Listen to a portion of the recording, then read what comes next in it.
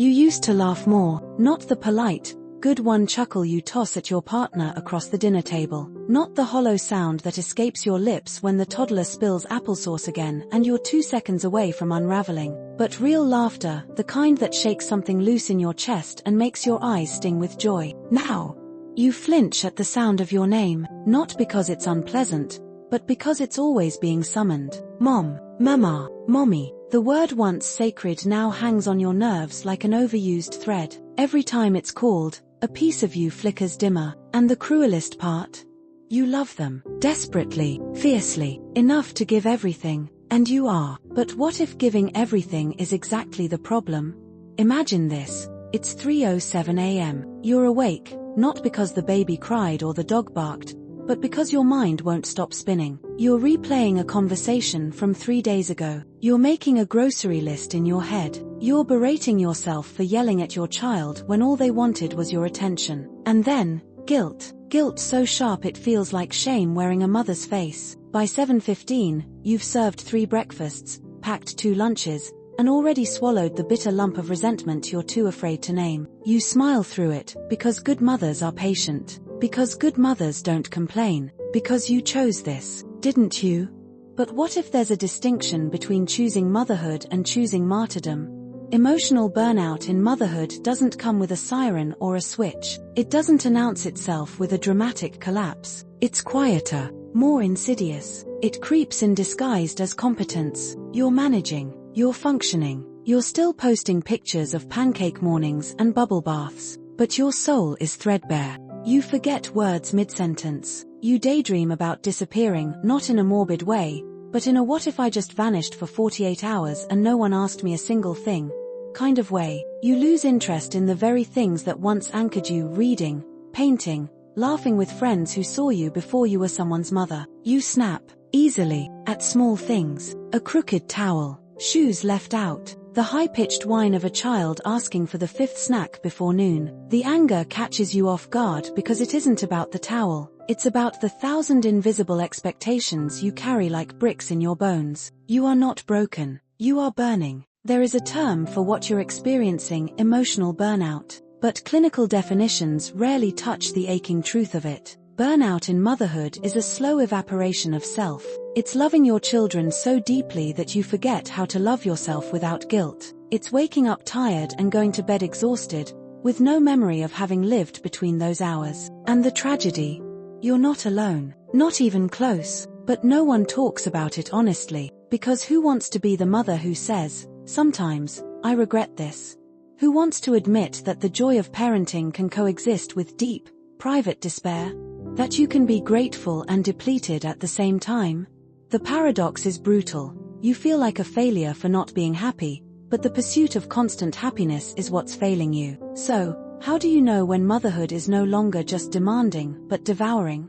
Start by noticing the warning signs not as flaws, but as signals. That persistent fatigue that sleep doesn't fix. It's not laziness. That emotional numbness you feel while watching your kids play? Not indifference. That rising irritability when asked for one more thing? Not evidence that you're too emotional. It's depletion. Chronic, soul-deep depletion. Burnout wears different masks. For some, it's perfectionism, trying to be the Pinterest mom until your body revolts. For others, it's dissociation, floating through routines like a ghost in your own home. It might show up as anxiety that chokes you before breakfast or a constant inner monologue that whispers, "You're doing it wrong. Everyone else has this figured out." But here's the brutal truth wrapped in a gift. Burnout isn't just a personal crisis. It's a cultural failure, a system that celebrates maternal sacrifice and punishes any sign of struggle. A society that praises you for bouncing back after birth but goes silent when you whisper, "I'm not okay." So what happens when the performance is no longer sustainable? When the mask cracks? When even the idea of rest feels like a betrayal of your role? The first step isn't to fix it, it's to face it, without shame, without softening it into something palatable. Because before you can reset, you must recognize what you've become numb to. And that means peeling back the silence, the stories, the lies we've all been sold about what a good mother looks like. Let's begin there, by staring into the raw truth. Because only then can we begin to reclaim something you thought you lost forever: yourself. You've faced it now. The fog has a name, the exhaustion, the irritability, the quiet ache behind your eyes. It isn't weakness, or failure, or some shameful flaw in your character. It's emotional burnout. But naming the fire doesn't put it out. So now what? What happens after the recognition, after the gut deep "oh God, this is me"? Do you finally scream? Do you run? Do you fold the laundry and pretend the revelation didn't happen? Maybe you do all three, because the cruel irony of motherhood is this: even your crisis must be scheduled. There is no sabbatical for mothers, no half-time. You don't get to press pause because you've hit emotional bottom. The needs keep coming, sticky, loud, relentless. So, you do what you've always done, you keep going. And inside, something keeps breaking. This is where most mothers get stuck, not in the pain, but in the paralysis. You know something must change, but you have no idea how without the whole world crumbling. Because you've been the sun, and what happens to the planets when the sun dims? But here's the truth you weren't told. You were never meant to be a sun. Not alone, not always. You were meant to be human, and humans break, but humans also rebuild. Let's go back, before the burnout took hold, before your days became a loop of self-erasure. Who were you? This isn't a nostalgic exercise, this is an excavation. Because somewhere beneath the lunchboxes and laundry piles, beneath the mental to-do lists and the weight of expectations, there is a version of you that remembers joy. Not the manic, performative joy you summon for birthday parties or school concerts, but the quiet, electric kind, the joy that lives in curiosity, stillness, and self-expression. The joy that doesn't require anyone else's approval. But here's the paradox: to find her again, you have to do something you were never taught to do. You have to disappoint people. You have to say no when everything in you screams be accommodating. You have to let your child cry for a moment longer while you breathe, just breathe, in the bathroom. You have to ignore the dishes. You have to silence the martyr inside you who says, if I don't do it, who will? And then you have to answer that voice honestly. Maybe someone else. Or maybe it won't get done, and maybe that's okay. Resetting from emotional burnout isn't about adding more to your schedule. It's about subtraction. It's about asking, again and again, what am I doing out of obligation, not desire? Here's a brutal litmus test. If no one praised you for it, would you still do it? Would you still bake the cookies from scratch? Would you still volunteer for the school committee? Would you still power through your child's science project even though every fiber of you is begging for rest? Or are you performing motherhood instead of living it? Because burnout thrives in performance, in perfectionism, in the curated Instagram highlight reel where every moment is filtered through the lens of "am I enough yet?" The answer was always yes, but you've been asking the wrong crowd. Resetting starts in quiet rebellion. You take 10 minutes and sit with your coffee in silence. No guilt, no multitasking, just you, your breath, and the audacity of being still. You set boundaries so unshakable they feel scandalous. You tell your partner, I'm off duty tonight, I need space, and you don't explain, you don't apologize. You begin to notice the difference between exhaustion that feels satisfying and exhaustion that feels soul-stealing. Because some days will always be hard, but there's a specific flavor of fatigue that comes from abandoning yourself. And once you taste it, you can't unknow it. You begin to replace depletion with devotion, not to others, but to yourself. You start small. You reconnect with one thing that made you feel alive before motherhood. Maybe it's writing, painting, gardening, dancing alone to a song you once loved. Maybe it's just silence. Maybe it's sleep. Maybe it's therapy. Maybe it's letting your child see you cry and telling them, Mama's feeling a lot right now, and that's okay. Because motherhood isn't about shielding your children from your humanity. It's about modeling how to carry it. Here's another paradox. The more you deny your needs, the less capacity you have to meet theirs. But the more you honor your own aliveness, the more you teach them how to honor theirs. You don't reset all at once. It's not a dramatic epiphany or a perfect morning routine. It's a slow returning. A whispered no when you used to say yes. A reclaimed hour. A nap instead of a chore. A call to a friend where you say, I'm not okay, without trying to make it sound cute. It's remembering that you're not just someone's mother, you're someone. But how do you stay in this space of reclamation when the world around you doesn't change? When the kids still need you, and the system still fails you, and the expectations still scream louder than your instincts? That's where we go next. Because burnout doesn't just live inside of you, it's built into the culture that surrounds you. And to truly reset, you don't just reclaim your time, you reclaim your story. You didn't create this alone. The crushing pressure, the unrelenting pace, the shame spiral that begins the moment you ask for help or dare to rest, it isn't just inside you. It's around you. It's everywhere. And perhaps the most devastating lie you've been sold is that if you're drowning, it's because you're not swimming hard enough. But the water was poisoned long before you stepped in. Emotional burnout in motherhood isn't a personal failure. It's the logical outcome of a culture that romanticizes self-sacrifice and pathologizes self-preservation. A society that celebrates the image of the supermom while quietly punishing the ones who say, "This is too much." Think about it. When was the last time someone asked you, not out of politeness, but with real curiosity, "How are you, really?"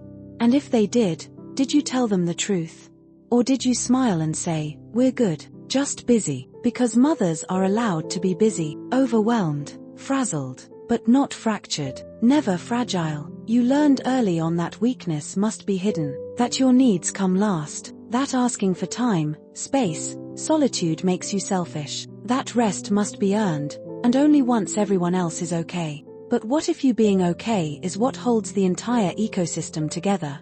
What if your burnout isn't proof you're broken, but evidence that something sacred within you is fighting to survive? This is the reset, not just changing your routines, but rewriting the rules, challenging the stories you've swallowed whole. You begin by rejecting the cult of doing it all. That phrase, doing it all, sounds empowering, but it's a cage dressed as a crown. Who benefits when you internalize the belief that you must be everything, every moment, to everyone?